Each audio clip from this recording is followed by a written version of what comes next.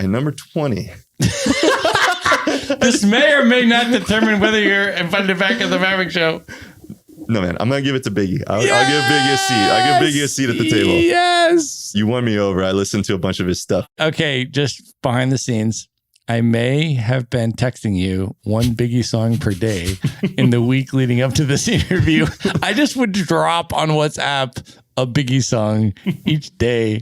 I would just have no text preface to it. I would just drop a Biggie song, a Spotify link into your WhatsApp each day in the week leading up to this episode. With the insinuation being, yeah, if this doesn't wind up, there will be no fifth appearance.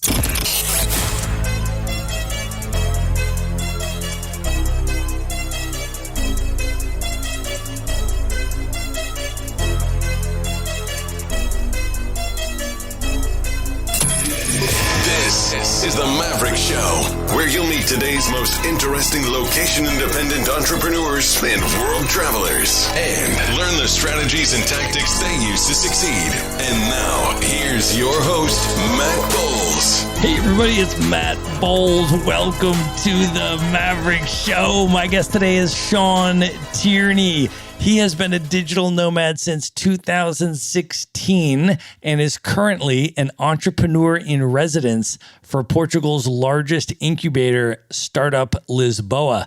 Sean is the founder of the Problematic app, which empowers knowledge workers around the world to contribute their skills towards solving global problems from anywhere. For just a few hours per month, Problematic enables you to donate your skills to help address the societal issues that you care about most, all while making new friends, learning new tricks, and using your spare time to make the world a better place. Sean is also the host of Nomad Podcast and is one of the organizers of the Lisbon Digital Nomad Meetup, the largest nomad meetup in the world with over 13,000 members. And he is also an investor in a variety of asset classes, and he is currently building his turnkey rental property portfolio through Maverick Investor Group. Sean, welcome to the show. My man, so good to be back. It is good to have you back. We need to just set this context. If this is people's first time hearing an interview with you, this is actually your fourth time on the Maverick Show. I feel very, very lucky. Our very first interview, we should do a little throwback, was in Brazil in 2018 in Jericoacoara. Yeah, this place actually reminds me a lot of Jericoacoara. It's kind of that same sandy town vibe and no paved roads kind of feel. Let's talk about where we are today, my man. We are together in person. We have just opened a bottle of Cabernet Sauvignon from Chile. We're going to be drinking through that through the episode, and we are in Puerto Escondido, Mexico. Indeed, we are. What an amazing town. You and I have been to Mexico together now for about a month, but let's talk a little bit about Puerto Escondido, because I agree, it does have a little bit of those same vibes of Jericoacoara in Brazil. Everything is sand. Every restaurant you go to, the floor is sand everywhere, and it's just a very rustic type of beach town. Yeah, for sure. It's a totally different vibe. So we just came both from Playa. We were at the Nomad Base conference, and I would say just fundamentally different vibe. I don't know what your take is, but it's just very different here. Yeah, totally. There's not like big resorts on the beach and all these international hotels and all this other kind of stuff. It's very, very rustic, true kind of beach town. I walk out of my place, I'm on the sand, I go jogging on the beach every day, I'm right there, and I'm not looking at international hotel brands. Right. Like exactly. It's actually like a really nice beach, and then there's local cafes. You and I just had dinner tonight at a local restaurant on the beach with our feet in the sand, as we do every night. Yeah, 100%. I would say like the vibe of Playa, and it's funny, I discovered Playa in 2006, so I had been there early when it was like this. And to see the change, it's not that it's bad, it's just different now. It's kind of a Disneyland for what I would say is like Vegas cruise ship kind of tourists. And this place is very much still kind of undiscovered, it feels like. Yeah. And it's been very, very cool. We have had some amazing experiences here in Puerto Escondido. One night, you and I are walking. It's like 1 o'clock in the morning. We'd come out of some bar or something. We're walking along a very local street. and there is a backyard hip hop cipher going on. And as we walk by, they invite us to come in. So these are all local Mexican folks here, and they are sitting around a fire in a backyard, passing around a bottle of mezcal and passing the mic, and they're just spitting hip hop bars, and they're going around and around and around the circle. They call us to come in, and we just got to hang out with them at 1:00 in the morning. Dude, you should throw the clip at some point, maybe when you produce this, like throw that clip of that guy, because that was amazing. It was a Venezuelan guy, I believe, but he was crushing it. Yeah, incredible hip hop talent there. And we just stumbled across it at 1 a.m, like walking around the streets here. For sure. It was amazing. The other thing that's been really cool being here is that our very good friend Travis King has lived here now for about 18 months. He spent the pandemic here and just stayed. And he's basically like the mayor of this town. I mean, he knows everybody, and he organizes all of these different musical events all around the town. Yeah. Shout out to Travis. That guitar in the corner is his. And people should definitely listen to his episode because the title alone says it all. It's amazing. Yeah. If you have not heard the Travis King episode of The Maverick Show, we will link that up in the show notes. One of the most legendary Maverick Show episodes of all time. Shout out to Travis King. But yeah, the fact that he's here and we just came, he knows everybody, and he's a musician, and he plays music all around in bands and stuff like that around town. And he organizes these open mic nights. And you, of course, are also a musician and have been able to jump up and participate in some of the events with Travis. How was that for you? It's definitely the biggest open mic I've been a part of. There was probably 300 people in the crowd, and it was just such a supportive, chill vibe. It's amazing what they've built with that community is really impressive. Yeah, super awesome. Yeah, they have the Thursday night open mics, which we're going to go to again this week. And then also Travis was playing, we had a Super Bowl party, and he hooked up the VIP table for us there. And then after the Super Bowl was over, they started playing music again, and he called you up and you got to do a song. And so I've got this great video of you on the guitar singing, and then Travis playing drums behind you. And it was like two of my favorite Maverick Show guests of all time doing things together. It was awesome. Yeah, that was really special. So before we go any further, would you be down to play a song for the Maverick Show audience?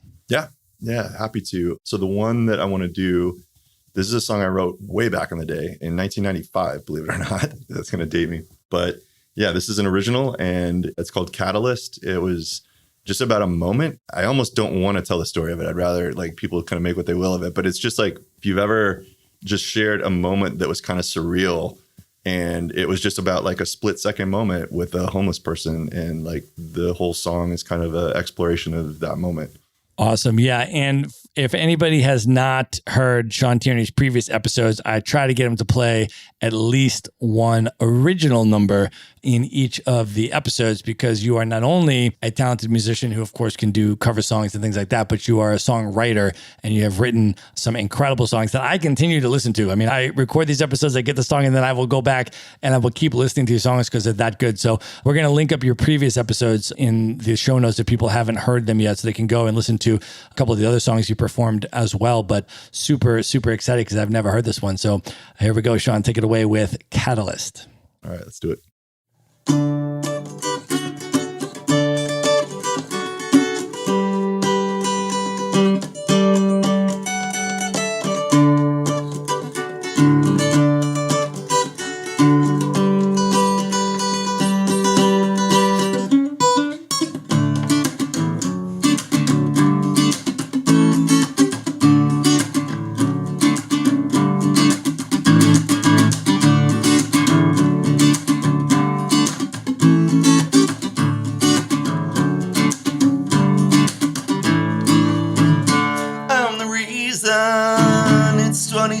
Degrees and freezing out here. It's freezing out here. And life is an idiot's tale, and it's meaningless, the idiot wails. And I'm freezing. Can you use an old word to say something new? Rearrange the letters and change my point of view. Yeah, I think I can, she said. And so I dropped the quarter by her bed. You know, she started to sing.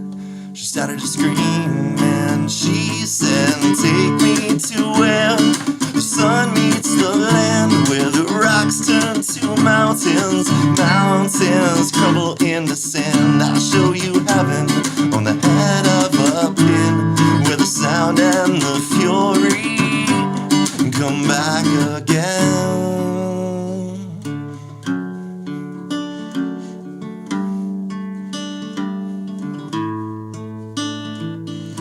You can take away everything else, and you can strip it all down. You can clear off the shelf till there's nothing left behind but the cobwebs of an empty mind. It's a fine line we walk these days between happiness and suicide ways, and it's ripping me, no, it's tearing me apart. Can you use an old word to say something new?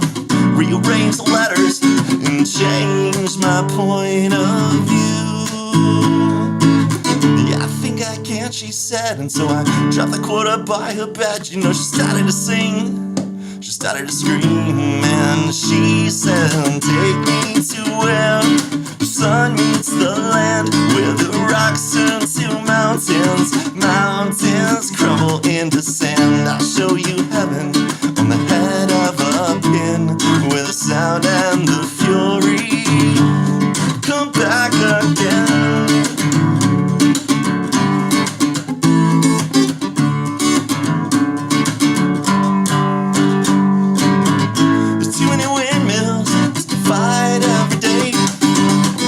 Too many dragons for me to slay. You know there's too many cotton candy clouds to chase away. So I stay wandering my mind and find my own way.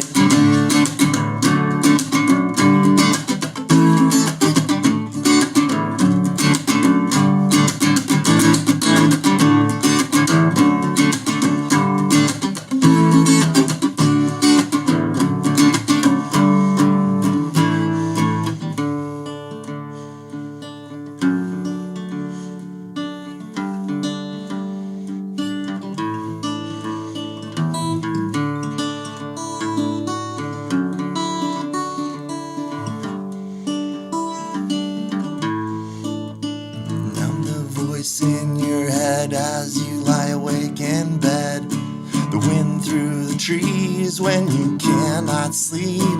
I'm that kid on the corner, the buzzing in the street, singing I know your secrets and you don't know me. And I wanna see the Easter Bunny and I wanna see Santa Claus. I wanna go back to the way that it was before, because I like the way it was.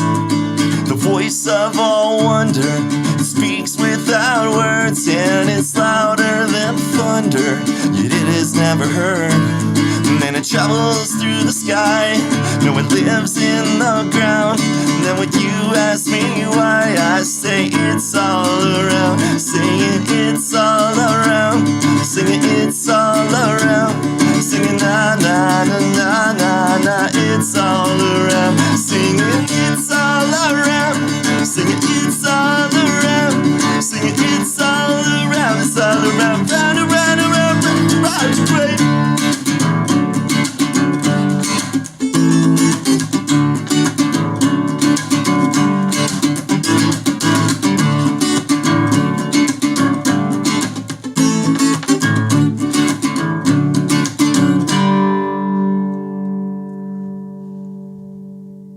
That was so amazing, brother. I am such a fan. Thank you, man. It's been a while since I played that one.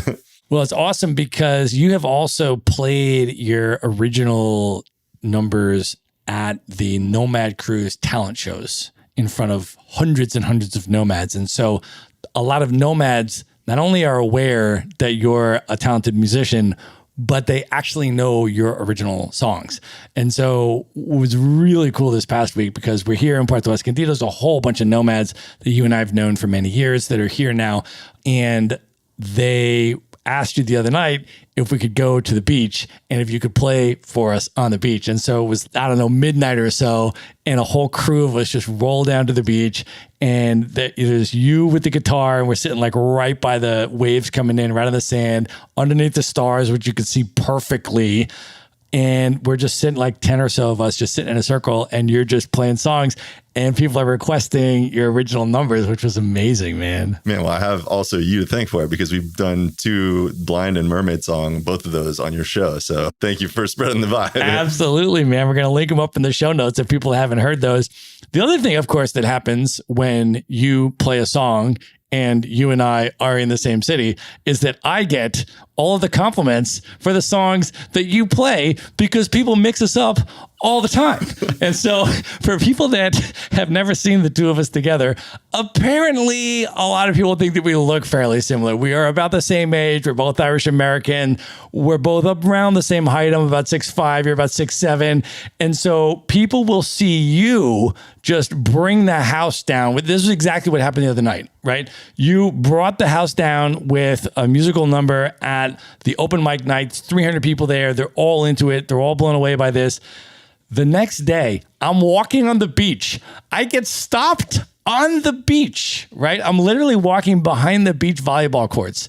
This woman who is playing in the volleyball game, she's about to serve. She stops her serve to say, oh, hey, like to shout out to me. I was like, yeah. She's like, I loved that song you played at the open mic. That was amazing. At this point, we got to have like some kind of like pager or something. You got to just tell me when that happens, man. That's exactly right, man. What a fun time, man. This has been a really, really fun month in Mexico. I agree. Awesome, man. Well, the other thing that I'm super excited to talk to you about is your real estate investing journey, because you and I have been, of course, talking about real estate since we met many, many years ago. And you told me that you were interested in the concept of rental property investing and all that. And so we've been talking about it a lot. And finally, over this past year, you started your official real estate investing journey with Maverick Investor Group and started closing on properties and all of that kind of stuff, which I'm super amazingly humbled and appreciative for. And it's been so fun to work with you and have such a good friend as a client of our company. I mean, that's been amazing. But I want to just sort of hear a little bit from your perspective, and maybe just kind of all the way back in terms of why did you decide, let's just talk about rental property investing in general as an asset class. You had an initial interest in that. What drew you to want to own rental properties? So it's been on my mind for a while. And then literally, I think we had a conversation on one of the cruises, and I saw the talk that you gave. And the thing that kind of clicked for me was the part where you talk about the 5 profit centers. And it just makes so much sense. My goals are to get self-sustainable off of just the cash flow from properties. And the double sided of that is also inflation is going bananas. So I want to like be at least something in hard assets that are hedged against inflation. So those were really my goals. And yeah, I've been meaning to get into real estate and just the idea of turnkey. I don't have to worry about it. Like I've owned a house before where I had roommates and I took care of it. And it's a pain in the ass. I don't want to be the guy who has to go and fix the drip system. Not to mention, I'm not even in the location where the house is at this point. So it wouldn't even be possible if I wanted to, but I don't want to manage it. I'm happy to pay commission or whatever to have someone else deal with that. And so, yeah, it just made a ton of sense. And I've wanted to work with you, I think, since that one cruise. And so it's finally nice to be able to do it. So awesome, man. Well, let's break some of these concepts down just for folks that aren't familiar with Maverick Investor Group, and they're maybe not even familiar with real estate investing and some of the advantages of the asset class. So you mentioned the 5 profit centers, and let's talk through some of those and how those are different from most investments that people are familiar with, right? Most people think of an investment like, oh, I'm going to buy stock, or I'm going to buy a mutual fund, or maybe I'm going to buy a precious metal like gold. And then if it goes up in value, okay, great. I have no control over it. So I just hope and pray it goes up. If it doesn't, I'm screwed. If it does go up, well, now I got to sell it. And then I got to pay tax on the capital gain. And then I got to hope that what's left over actually beat the rate of inflation in order to actually have a gain in real terms. Right? And that's what most people think of as an investment. So can you talk a little bit more about the 5 profit centers and what sort of stood out to you and differentiated that, particularly in an environment like this with high inflation? Yeah. You've got the income from the thing. You've got the cash flow. You've got a tenant that's paying down your principal. Right. You've got the tax advantages of it, the deductions that you're getting on it. Right. You've got the fact that it's a hedge against inflation. Right. So you're not getting bitten by that. And the fifth one is the appreciation on the property itself. Right. Exactly. Yeah. So you've got all 5 of these profit centers working for you at the same exact time. So even if the housing market goes down or stays stable or whatever, you're still getting your passive income every single month from your tenant. They're paying the rent. The tenant's covering your expenses. They're paying down your mortgage principal. So you're building equity that way, even if the property is not going up in value. So it's not like a speculative thing where you say, oh, I want to buy this and I'm going to hope and pray it goes up. And if it doesn't, I'm in trouble and all that. You're making your money when you buy, if you buy right. So you've got that passive cash flow coming in, your tenant's paying down your mortgage, and then you're taking your tax benefits, right? That's the thing that is also crazy about this is that the U.S. government heavily incentivizes you to buy and hold rental property and to provide housing for the population so they don't have to do it, right? If you're willing to do that, they will heavily incentivize you. So they allow you to depreciate the structure of your property. You can't depreciate the land. You got to break that out. But the structure of your property, even if it's going up in value, you can depreciate it and take that as a loss on paper against your real estate gains that would otherwise be taxable, right? And then, of course, the inflation thing, which is wild because right now inflation is at an incredibly high rate. And for most people, that's really, really, really, really bad because it just eats away at your savings, right? So if the inflation rate is like 7%, well, that means if you got $100,000 in the bank, a year later, all of a sudden you didn't touch it, but it's only worth $93,000 in terms of real buying power, right? Yeah. So it just silently eats away at your savings, at your wealth, at your net worth. Whereas when you own a rental property, it's the other way around. You can actually profit from inflation because home prices rise with inflation and rents rise with inflation. And if you locked in that 30-year fixed rate mortgage, you borrowed that money in today's real dollars and you're paying the bank back in dollars that are worth less than the ones that you borrowed, future diminished nominal dollars. So you're actually able to profit from inflation. So when you buy and own a rental property, you flip a lot of these things on their head. And all of a sudden you've got all these profit centers, which is also a downside hedge because if 1 or 2 of your profit centers doesn't work out one year, you've still got all the other ones, right? So it can still be a profitable investment overall. So yeah, man, that is awesome. And then the other aspect of it that you mentioned, which is one of the things that when we founded Maverick, we really tried to differentiate ourselves on and really provide value to people like you, is with the turnkey model. There's a lot of people that are sort of these DIY, do-it-yourself people that they want to fix and flip a house and they like the TV shows about renovating and designing and then they want to try to sell it and be a landlord or do all of this hands-on stuff. And for our clients, that's not our client base. If people want to do that, that's great. They can go and do that. For our clients, it's people that want to have all of the benefits of owning the hard asset, the deeded real estate, and all of these 5 profit centers that go along with it without having to be the rehabber or the landlord, and without having to live near the property. This is something that I think is worth talking about. So the difference between going in on like a REIT versus what you do, I didn't understand that until you explained it, but maybe that's worth mentioning in terms of like the value of owning the hard deeded real estate. Yeah. I mean, so there's a lot of different mechanisms where people are sort of securitizing real estate, right? And they're selling real estate backed securities. So you get what they're calling kind of exposure to real estate in some way, right? Because the security that you're buying is backed by real estate in some form. But that doesn't mean that you own the actual hard asset itself, right? So you just bought a house. So you own the lumber and the bricks and the glass and the granite and like all of the things that are inside that physical house. You actually own a hard asset. It's deeded. Somebody can't steal that and run off with it in the middle of the night, right? It's not going to disappear in a scandal. It's not a paper asset. It's a hard asset. Whereas when you start securitizing things, all of a sudden now you're in the realm of paper assets, right? Which also removes a number of these benefits that we're talking about, right? In terms of actually having full control over this thing. Are you going to raise the rent for the next tenant? Are you going to sell at this particular moment? Are you going to do this? Are you going to do that? You have total control over this and you own the physical hard asset. When you start securitizing things, all of a sudden, you're not the one that's in control anymore. And you don't necessarily get all of these profit centers, right? So those are a lot of the sort of the major differences, I think. And one of the reasons that a lot of people have gravitated. So that's our client base. It's different people want to do different stuff. Somebody that wants to rehab a house and be be a landlord and do all that kind of stuff. Great. Like more power to them. It's just not our client. What we try to do is enable people to get all the benefits of owning the real estate, get all the 5 profit centers of owning the hard asset, but without the headaches of the rehabber and the landlord role. And then also without having to live near it. That's also key, right? Because we help our clients to buy in the most investor advantaged US real estate markets, regardless of where they live. And those markets change over time, right? I mean, you're from Phoenix, man.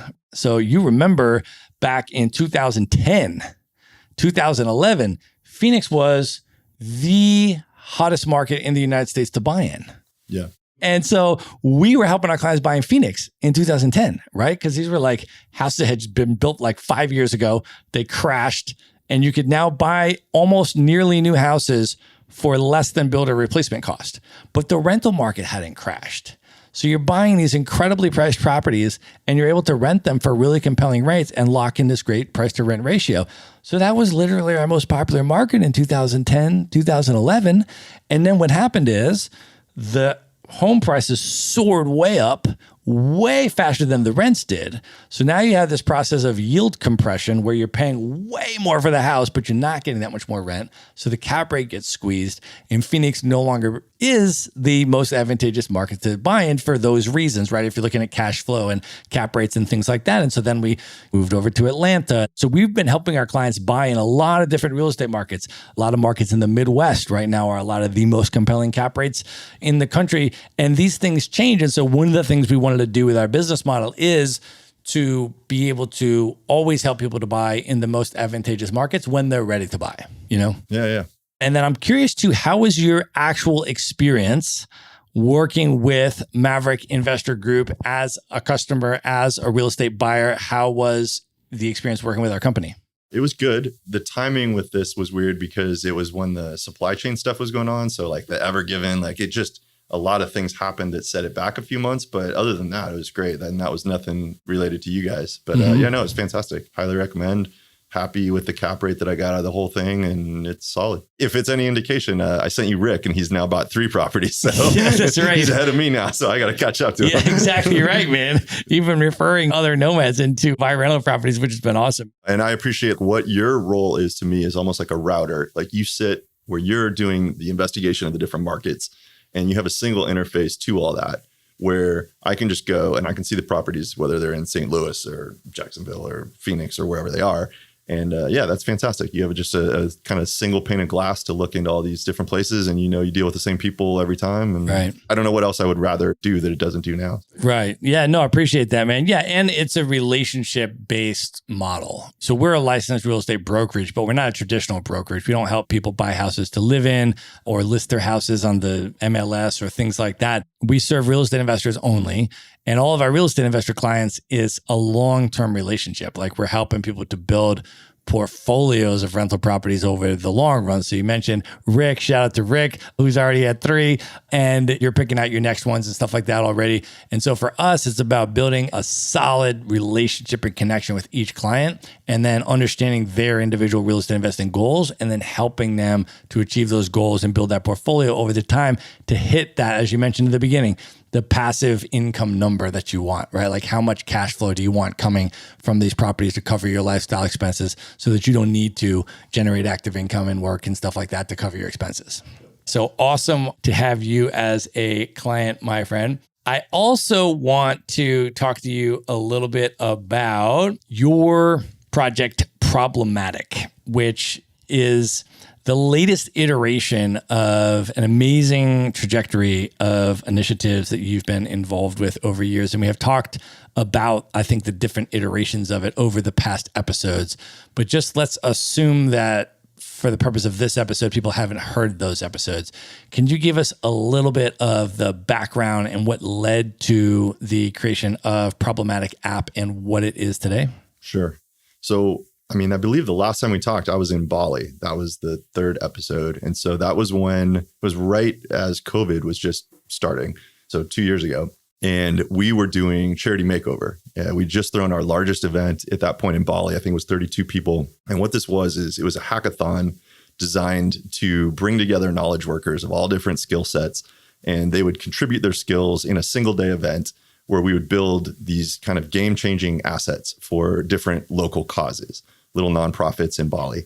And we killed it. One of these things that we built is now today reliably generating something like $4,000 a month, which doesn't sound like a lot, maybe if you're in the US, but like in Bali, for something that had zero income prior to that, it was self-funded by this woman. I mean, this is a life-changing funds for her. And they've built out this whole shelter. They feed like 100 families now. Like, it's a really impressive operation. And that all was directly resultant from that one event. So that was really charity makeover. That was kind of, I guess, proof of concept or preamble to what I'm attempting to do now, which is to fix some of the things that are flawed. So what happened was COVID shut down the ability to do physical events. We tried to do a virtual one. It worked to some extent, but it wasn't ideal. And the vision with this project now, Problematic, is what's the compromise? How do we do this at a micro scale where we can orchestrate very small meetup events all around the world, pairing people up with other folks who share affinities for the same causes and have complementary skill sets. And it doesn't require that I be there to host these events anymore, that these are like little ad hoc kind of meetups, and partnering with Croissant app to be able to provision workspace and orchestrate all this. It's been an interesting project, and the idea is that we can solve massive problems. That's amazing, man.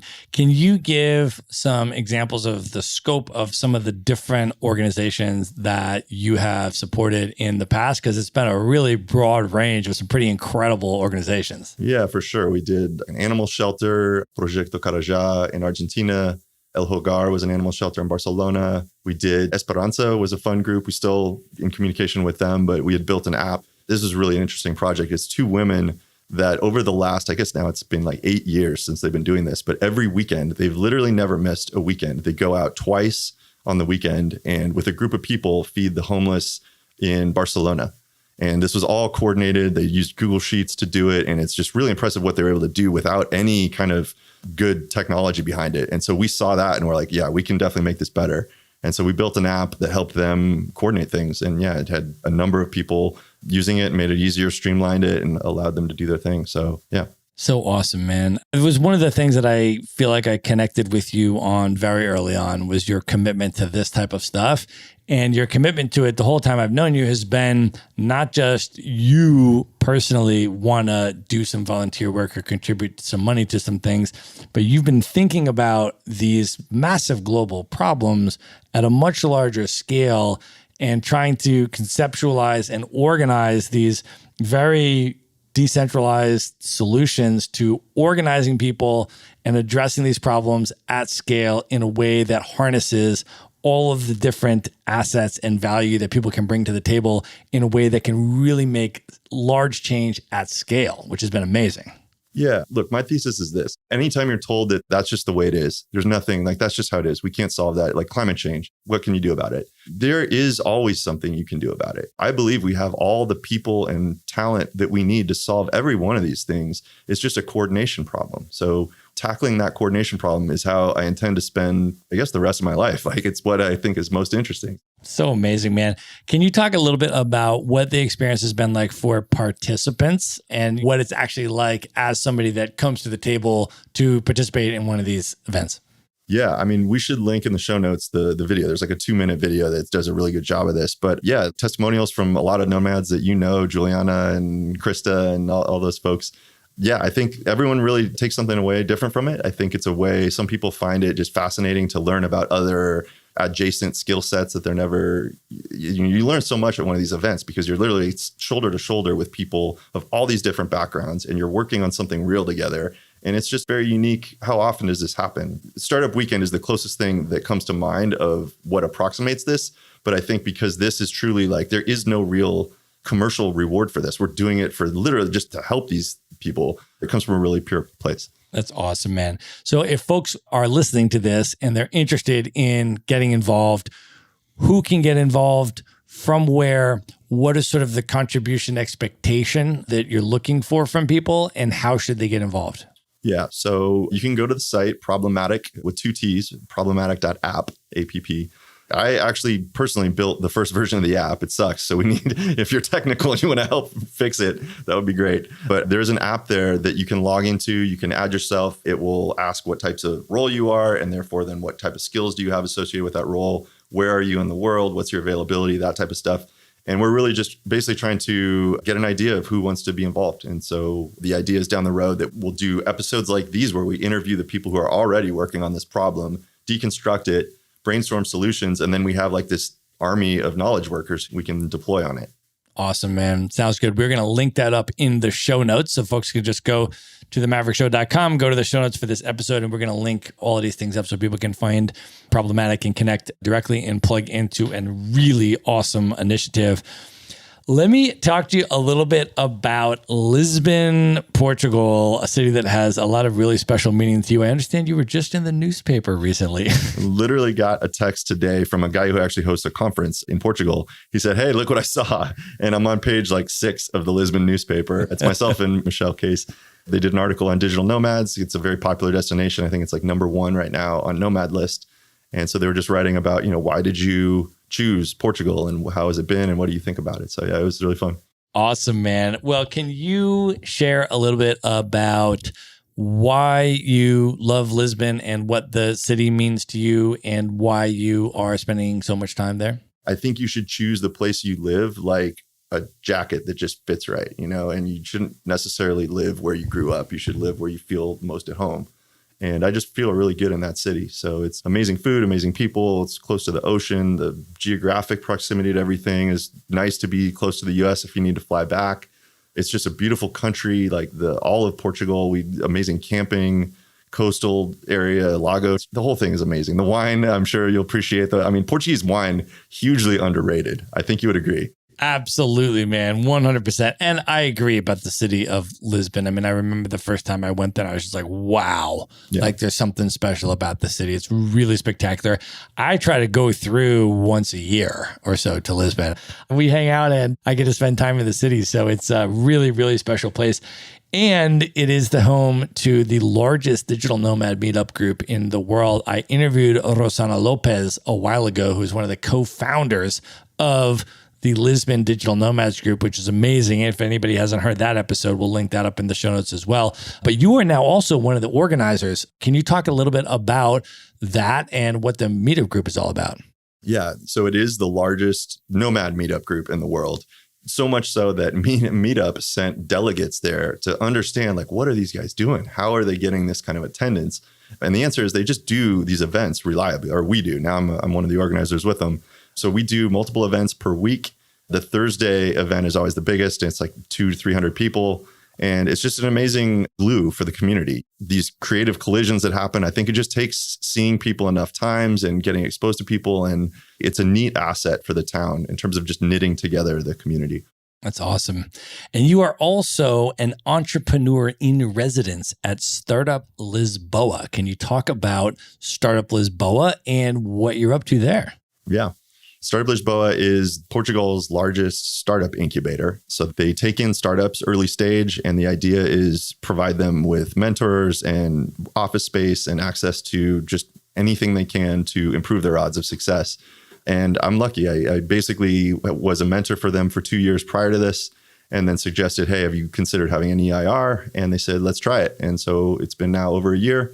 And I get to meet with their 52 companies and just help solve problems. I'm basically a resource at their disposal, and they can book me. And we have conversations all over the map, but it's always some challenge. And it's neat to be able to just kind of get to see all these different scenarios and kind of provide some experience. So awesome, man. And I have such good memories of me and you hanging out in Lisboa too, hitting up a bunch of amazing restaurants, including our favorite Neapolitan pizza spot, which we go to. Mercantina. Yeah, every time I walk by that place, man.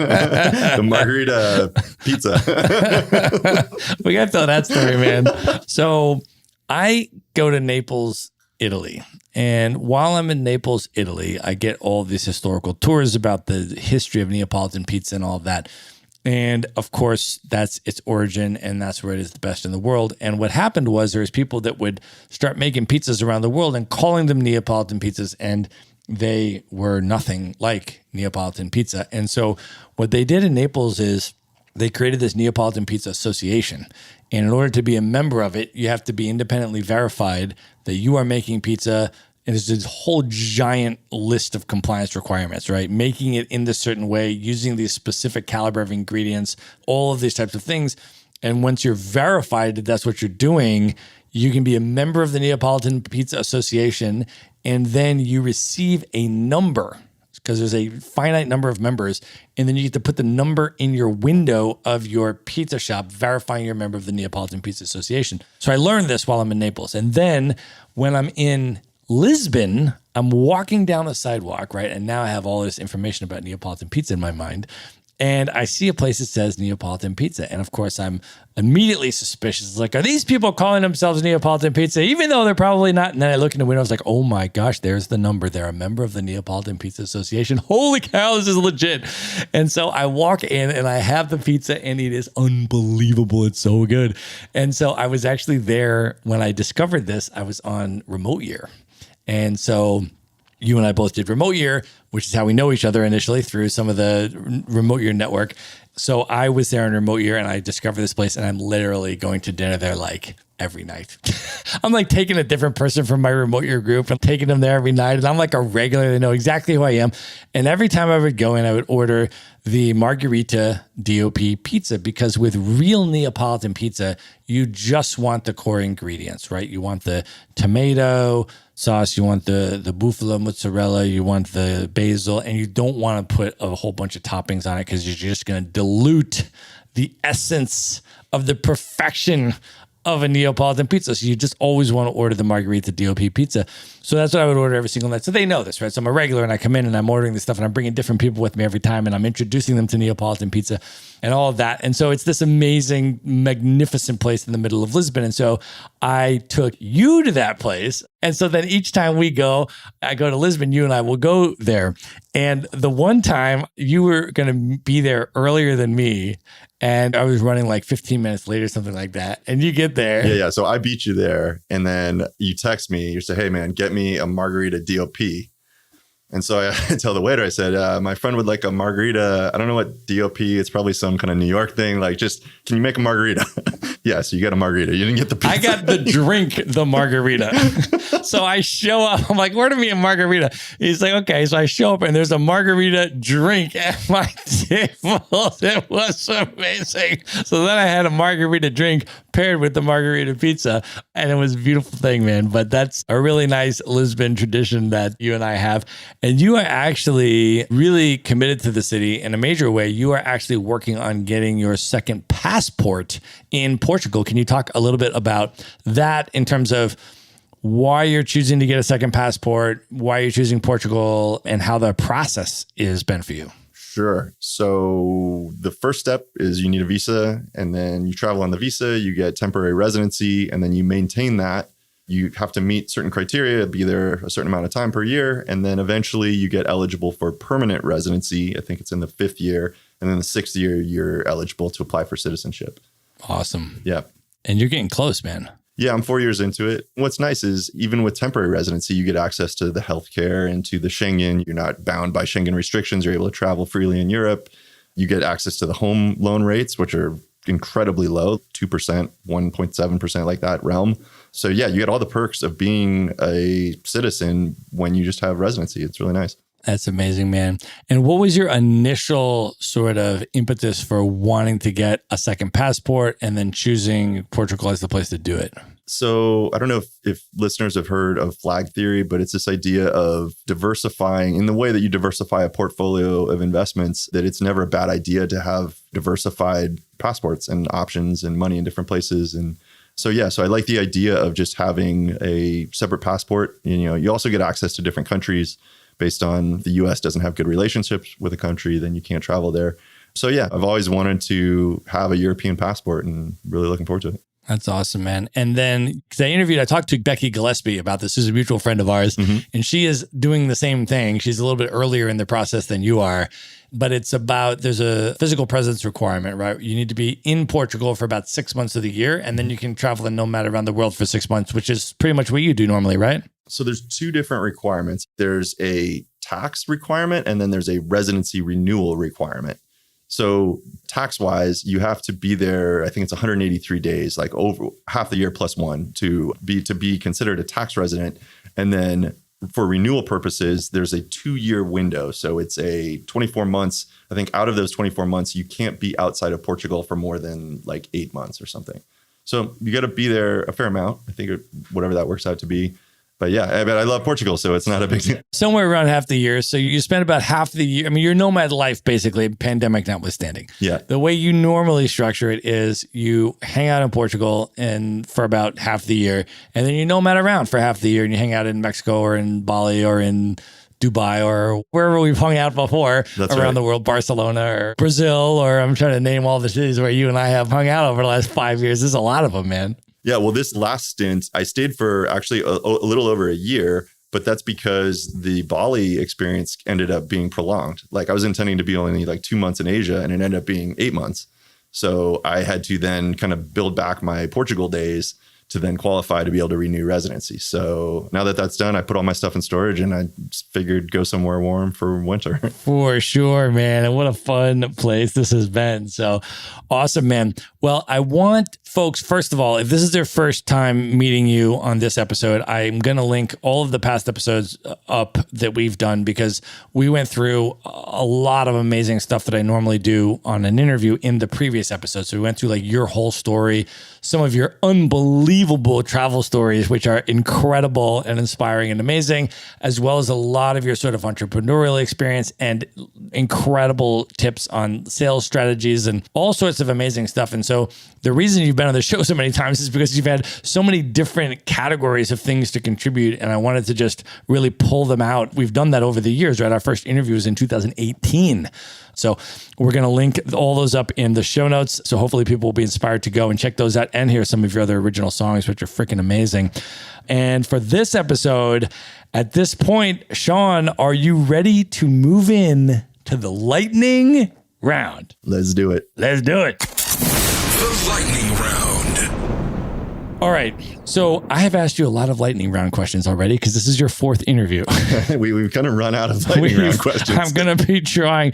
But the thing is, that's beautiful about the lightning round questions is I can ask you for additional recommendations. So you are someone that reads a lot of books. You're a really voracious reader and you really read a lot of very interesting stuff. So like every time that you and I are going out having dinner or whatever, we get in incredibly deep and interesting conversations and you're going down rabbit holes for like new avenues of things that you're interested in and you're working on developing skill sets and new things and all that kind of stuff. So I'm always fascinated to hear what you're up to, what you're reading. So let me just start this off by asking if you can recommend a particular book that has had an influence on you lately. I can. The one that I would tell people to read in terms of like the most wisdom dense book that I think I've ever read. I know it's a strong endorsement, but this book, Super Thinking, the author is Gabriel Weinberg and I believe his wife. And he's the founder of the DuckDuckGo search engine. And they did a masterful job in basically taking 300 mental models. Mental models are kind of like design patterns of thought. So things, example like availability heuristic or Shirky principle or Chatelier's principle. It's something that you see happening and then you say, okay, oh, that's one of those. So I can recognize that now as a pattern and use it in future to make sense of things that happen. So I think his premise is like this understanding, like having this toolkit of Lego blocks helps you be wrong less often and make sense of novel scenarios faster. So it's just an incredible book and they package all these things up and they put it in a narrative format and you end up remembering and using these things. I found it so useful that I actually turned them into spaced repetition cards. Spaced repetition, this is a flashcards that have a way of repeating and you kind of drill yourself on these things because I think they're so useful and it's so important to internalize these that if you can build this up, Warren Buffett's guy, Charlie Munger was a huge fan of this stuff. I think it's a superpower to internalize this stuff. Awesome. We are definitely going to link that up in the show notes. And if anybody doesn't know DuckDuckGo, I actually interviewed Allie Green on the Maverick show, who at the time that I interviewed her, which was back in 2018, was the director of people ops for DuckDuckGo, who at the time had just over 50 employees. I mean, they've scaled since then, but fully remote company. So she's got a senior level position at this company, and she's a full-time itinerant digital nomad. I literally interviewed her in Nairobi, Kenya, which we were just hanging out for a month together in Nairobi, kicking it. And she's the senior director for people ops at DuckDuckGo. So super interesting company on so many levels. I mean, their product is interesting, what they have, and then the way that they've actually built their business and the way that they run it and how remote and everything it was from day one is just super fascinating. Yeah. And for people that don't know what that is, like DuckDuckGo is a Google alternative. It's a very privacy focused search engine. So they don't track your results. And yeah, I switched to it. I use it now. It makes a lot of sense. So awesome, man.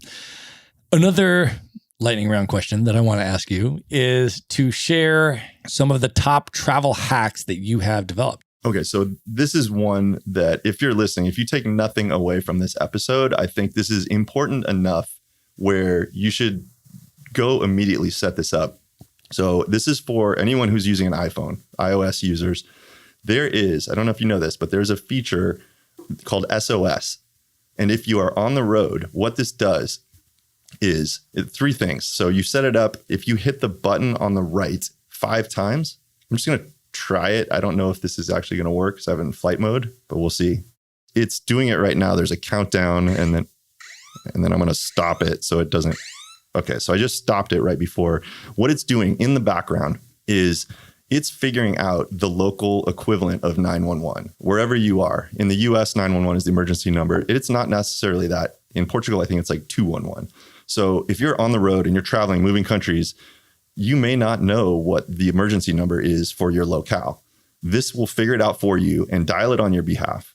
That's number one thing that happens when you do that. Number two thing that happens, we didn't get there, but it sounds this loud siren. It'll override whatever your noise settings are, and it will start making a loud noise that will draw attention to you. Number three is it will then place a message to anyone that you have registered as an emergency contact in your health app, and it will contact them and start sharing your location so that they know where you are. And to me, I don't know why Apple hasn't made a bigger deal out of this, because this seems like a really important thing for people to understand. This could be the app that saves your life in a situation if you know how to use it.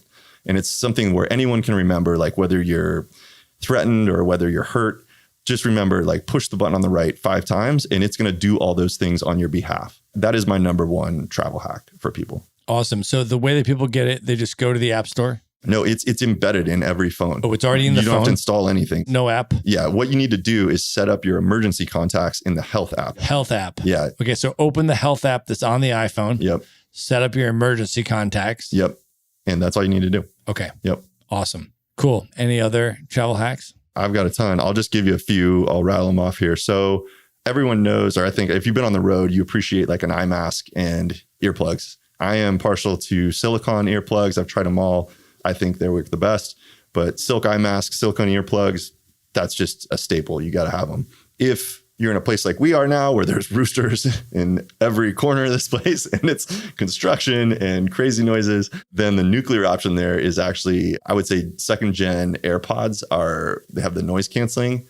And to be able to use that with a white noise app on your phone is priceless. You can be anywhere, whether it's trying to go to sleep or whether it's loud coffee shop trying to get work done. But the ability to block out distractions and loud noises, I think, is really important on the road.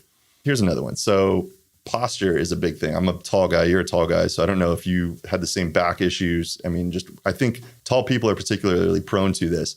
But working on a computer, which most of us do because we're remote workers, you just end up getting back problems like on the road. And so something that I found this last year that was super useful, we can link it in the show notes, but this idea of purchasing a second Bluetooth keyboard and then you split them. And there's a piece of software for the Mac. I'm sure there's one for Windows, but the ability to run 2 different keyboards and you just open up your shoulders. So you can basically hold your arms as far apart as you need to so your hands are back. And I know this sounds weird, but imagine now typing the left part of the keyboard on the left one and the right part on the right one. So it's like a split keyboard. No. 2 full keyboards. It's 2 full keyboards that are virtually melded together. There's a piece of software that treats it as a single keyboard. And it's just been fantastic. Is there a manufacturer name for the product? Well, you can use it with any keyboard. I use the Apple, I think it's called the Magic Keyboard. Okay. Their Bluetooth keyboard. And then this is an open source piece of software. It's called Elements Carabiner. Okay, so you get Elements Carabiner software, and then you just buy a second whatever your Bluetooth keyboard is that you want to use. Correct. And you can use any Bluetooth keyboard. You just buy 2, and then this piece of software allows you to spread them apart and type on both of them. And virtually join them, so it treats it as one. Wow, that's super interesting. But yeah, that's been super helpful this last year. A couple more here. AirHelp, that's a service that I can highly recommend. This is something where if you've ever missed a flight and they don't want to refund you, these guys will work on a contingency basis on your behalf and fight to get you money back. And so it's a free service, airhelp.com, super useful. They just basically do battle on behalf of customers who've been wronged by airlines. Wow. Yeah. And is it a service that you pay for on like a subscription basis, or how does that work? No, they take a cut. It's contingency only. Oh, so contingency. You pay nothing if they don't get you any money back. Wow. Yeah. They take a percentage of anything they get, and you pay nothing if they don't get anything. Right. Amazing. If you have a ticket there, you can go even retroactively. If you've got a ticket right now that you lost money on, then you might as well register it and try to recoup some of it. Is it an app or it's a website you go to? It's a website. Yeah. Okay. I think it's airhelp.com. Okay. So we'll link that up in the show notes for sure. I didn't know about that. That's awesome. Yeah. It's a good one. Okay. Tip 5 or 4, whatever we're on. always decline the conversion at ATMs. I don't know if people know this, but this is kind of what I would say is like dark UX patterns. Like when you go to withdraw money in a foreign country, almost inevitably, the local ATM is going to want to have you use their conversion rate and they're going to screw you on it. So just always, when it gives you that screen, they make it look like you're going to prevent the transaction from happening, but read it. It says, would you like to accept or decline the conversion? Always decline it. You're going to get a way better rate if you let your bank do that conversion. And not just at ATMs, but oftentimes restaurants will ask you this question and they'll say, do you want to pay in the local currency or do you want to pay in US dollars? Meaning, do you want us to ring this up and bill you in your local currency or wherever you're from, right? Do you want to pay in euros or US dollars or whatever? Or do you want to pay in the local currency? Always pay in the local currency, because any conversion that they do back to your thing is just going to create a margin for them and cost you more money. Yeah. If you use the Schwab card, which I have, they will reimburse you. So it doesn't necessarily matter on that card. But for everyone else, like some of these Euronet ATMs, especially in Europe, like the conversion rates are just terrible. And so always decline the conversion. It's such terrible UX. They just make it like the default. So you're going to press yes. Always pay in the local currency 100% of the time, everywhere. Yep. Yeah. Agreed. Okay. So 2 more, Tripbox app. So this is something that I highly recommend. And they do have a Google and an iOS version of this, but it's it's crowdsourced Wi-Fi passwords. And so you can go anywhere and know that you can just get on the Wi-Fi. And like odds are, like depending on what city you're in, it's not perfect coverage in the really remote places, but a place like Lisbon is super up to date. You can just basically not ever have to ask for the Wi-Fi password again. Beyond that, when you're planning to go to a cafe, they have crowdsourced speed tests as well.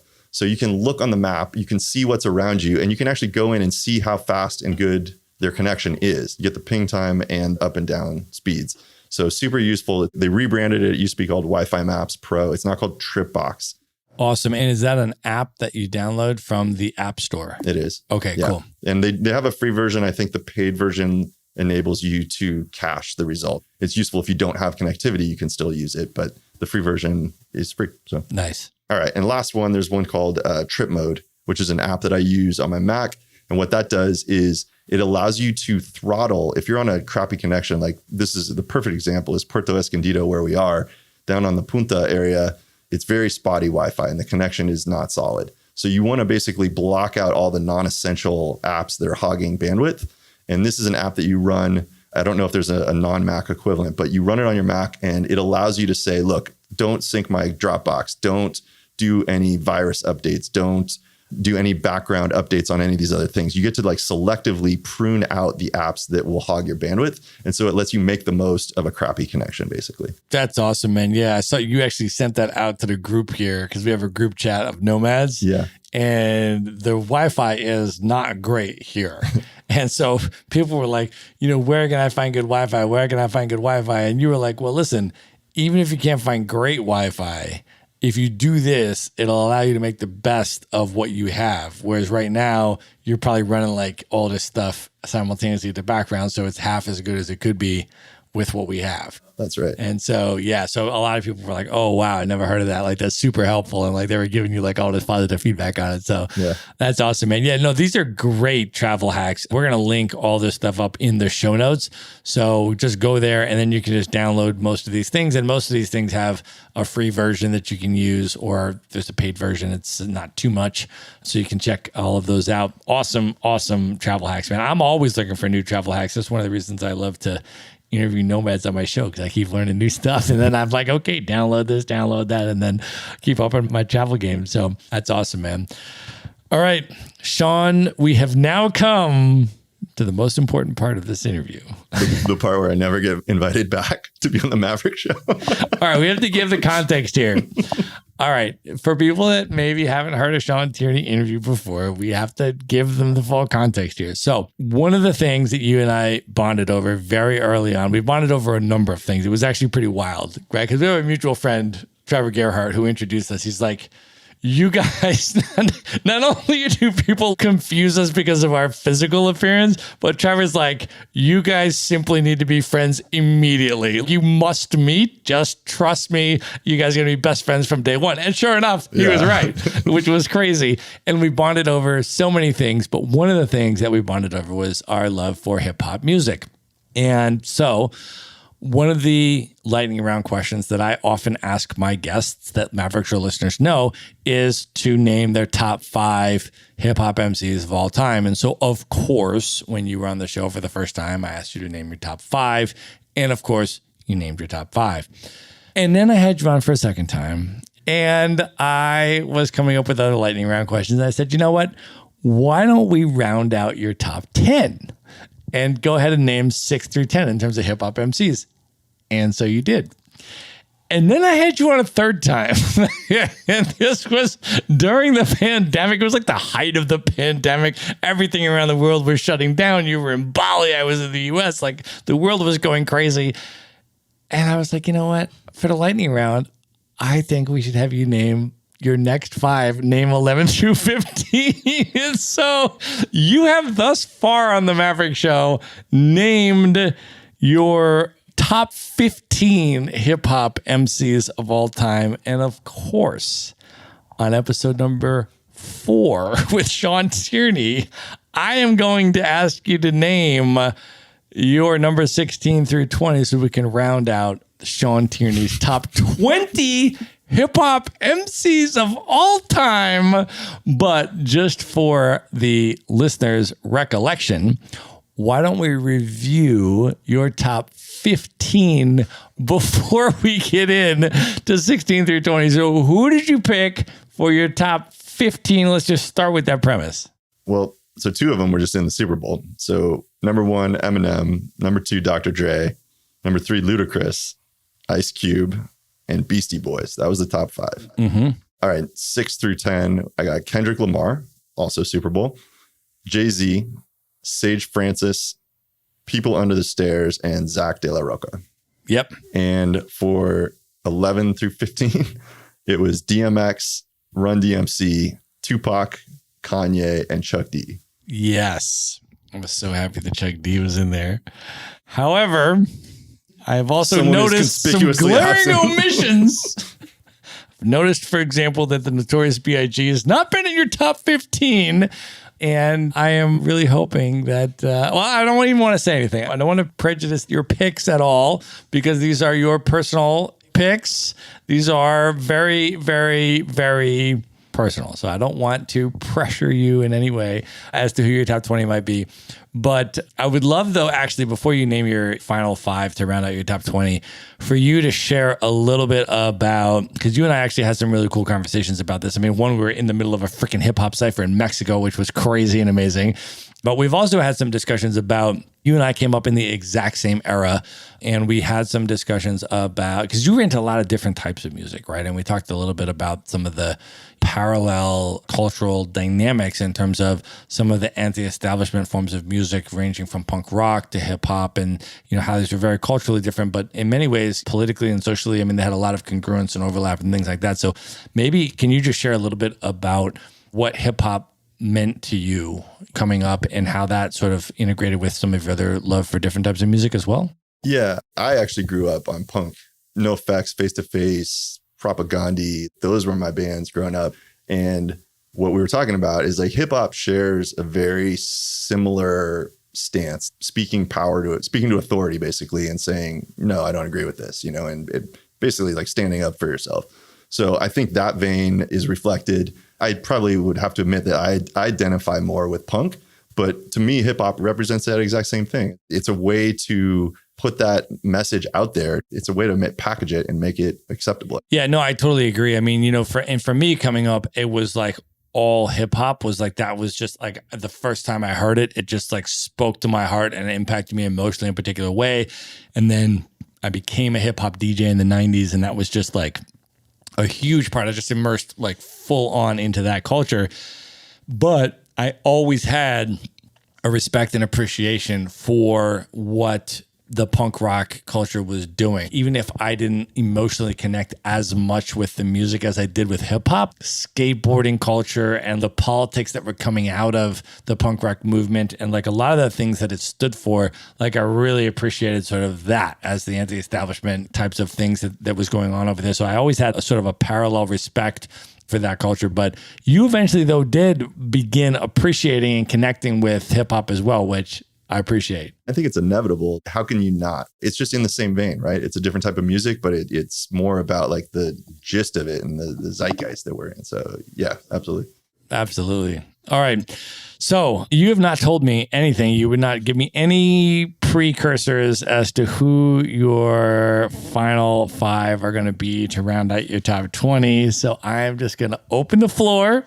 I'm going to let you take it away. Sean Tierney, 15 through 20 hip hop MCs of all time. All right. Before I do this, what are the odds of being back for episode 5? Okay. If Biggie is in I might have told you that if the Notorious B.I.G. is not in your top 20, that this might be your last Maverick Show episode ever. I might have said it. And I might enforce that. Wow, there is so much pressure here because I've got one that's a swing vote here. So I don't know how this is going to go. So let me give you, what is it, 16? And I don't know how this was my omission. Rakim. Of course. How did he not make the... I don't know, but I also don't know how Biggie didn't make the top 15. So, yeah. Okay, so Rakim is clearly in the top 20 now for you. Yeah. Okay. Yeah. Talib Kweli. Nice. Good pick. Yeah. This one may be a little far afield, but like Kid Cudi. I don't know if he qualifies. Like he's a kind of a crossover musician, but yeah. Certainly. Okay, this one is going to raise eyebrows. Tyler Joseph of 21 Pilots. He is not a traditional MC in the sense of like hip hop, but I think his style, he is just a poet and he embodies the essence of that, just speaking his mind. I don't know. Like you got to listen to this guy. So Tyler Joseph, I think belongs. He needs a seat in the top 20. Even though he's kind of a relatively new addition in this scene. So, and number 20. This may or may not determine whether you're invited back at the Maverick Show. No, man, I'm going to give it to Biggie. I'll give Biggie a seat. I'll give Biggie a seat at the table. Yes. You won me over. I listened to a bunch of his stuff. Okay, just behind the scenes, I may have been texting you one Biggie song per day in the week leading up to this interview. I just would drop on WhatsApp a Biggie song each day. I would just have no text preface to it. I would just drop a Biggie song, a Spotify link into your WhatsApp each day in the week leading up to this episode. With the insinuation being, yeah, if this doesn't wind up, there will be no 5th appearance. You might have forgotten about this song. You might have forgotten about this song. You might have forgotten about this song. I sent you a video. We had actually covered Big Papa, the band that I used to play with in Conjugal Visit, a duo acoustic band. But we played a show and that was one of our closing songs. We played Big Papa. So amazing, man. And you have done a number of acoustic numbers where you will drop hip hop songs into your sets for me in particular, which I greatly appreciate. It's so fun, man. I'm so excited for the upcoming open mic this Thursday in Puerto Escondido, where you bring some heat. Wait till you see you're what I got bring lined the up for heat, this man. one. I'm so stoked, bro. And then you and I are rolling out the weekend right after that. So it'll be an amazing closeout night. And I'm sure I will get a lot of appreciation for whatever song you sing the following day. Yeah. Amazing. All right, Sean, as usual, brother, this has been an incredible, fun wine night with you, my man. How do you want folks to come into your world, learn more about what you're up to, and how can people best connect with you? So I did a social media fast about starting last Christmas. So it's now over a year. And I still haven't really re-entered Facebook and Instagram. Can you share a little bit about that actually? Because that was actually super interesting. I remember you writing a really extensive blog post when you decided to do it. And then you've subsequently reflected on the impact of that. So actually, before we close this out, I would love for you to share what led to that, what you actually did, and then your reflections on how it went. Sure. Well, so what prompted it was I had seen the movie Social Dilemma. That's definitely a documentary that's worth watching. They interview a bunch of people that are involved in various social media projects. The gist of it is that this might be the cigarettes of our generation. Back in the day, they didn't know that cigarettes cause cancer, and then eventually realized that, oh, wow, this is actually terrible for us. So this could be to our mental health, the new cigarettes. And we're using this stuff daily. We're engrossed in it. And some people to more extent than others. But I don't know. I just had this feeling that, maybe this isn't the greatest thing, and I want to know more about this. And the movie kind of prompted it. And then there was a negative experience on Facebook that you saw, the blow up. And that was just kind of my cue to say, okay, let's test this out. I'm never going to know this until I try it. So I just wanted to see how long can I go and feel what it feels like not to be on social media. And then it's been now over a year and I haven't really gotten back on Facebook or Instagram. I use Twitter. I don't know. That's kind of maybe taken the place a little bit, but yeah. So therefore, in light of that, if people want to learn more about what you're up to or come into your ecosystem, what is the best way for them to do that? I would just send them to my blog. It's scrollingondubs.com. Yeah, it is. I'm scrolling on Dubs on pretty much all social media. I just don't use all of it anymore. But yeah, no, just go to scrollingondubs.com. It's kind of a hub. I've got links to what I'm working on and those posts that you just mentioned regarding social media, the before and after. It's kind of interesting to see what my premise was going in and then kind of what the result of that year-long experiment was. Yeah. For sure. Yeah. Okay. So we're going to link up your blog in the show notes. So folks can just go to one place at themaverickshow.com. Go to the show notes for this episode. There we will have all the links to everything we have discussed in this episode. All of the links to the travel hacks and websites and apps and books and everything that Sean recommended, as well as his blog, website, where to contact him, how to get involved in Problematic if you want to contribute your skills to making the world a better place and connecting with some other amazing humans that are doing the same thing. An incredible project to be a part of. We're going to link it all up. Just go to themaverickshow.com. Sean, this was amazing, brother. As always, thank you for coming on the show. Man, I thought you were going to mention as soon as I get my next STL property, I'll be in St. Louis scrolling on Dubs. We can find you. Straps. Yes, as soon as you buy your next turnkey rental property in St. Louis, then we can find you in St. Louis scrolling on Dubs. 100%, brother. That's how I told you. You know that St. Louis is the next market where you need to buy, because then you can tell people. That's how I make all my real estate decisions. They can find you in St. Louis scrolling on Dubs. 100%. Absolutely, my man. Thank you for coming on the show, brother. It's been a treat, man. Awesome. All right. Good night, everybody. Be sure to visit the show notes page at themaverickshow.com for direct links to all the books, people, and resources mentioned in this episode. You'll find all that and much more at themaverickshow.com. Learn how Maverick Investor Group can help you buy cash flowing rental properties in the best U.S. real estate markets, regardless of where you live. Schedule a free phone consult today at themaverickshow.com/consult. Now you can buy rental properties with tenants and local property management in place, so you don't have to be a landlord or a rehabber. To get your questions answered and discuss how Maverick Investor Group can help you meet your real estate investing goals, schedule your free phone consult today at themaverickshow.com/consult. If you like podcasts, you will love audiobooks, and you can get your first one for free at themaverickshow.com/audiobook. Whether you want the latest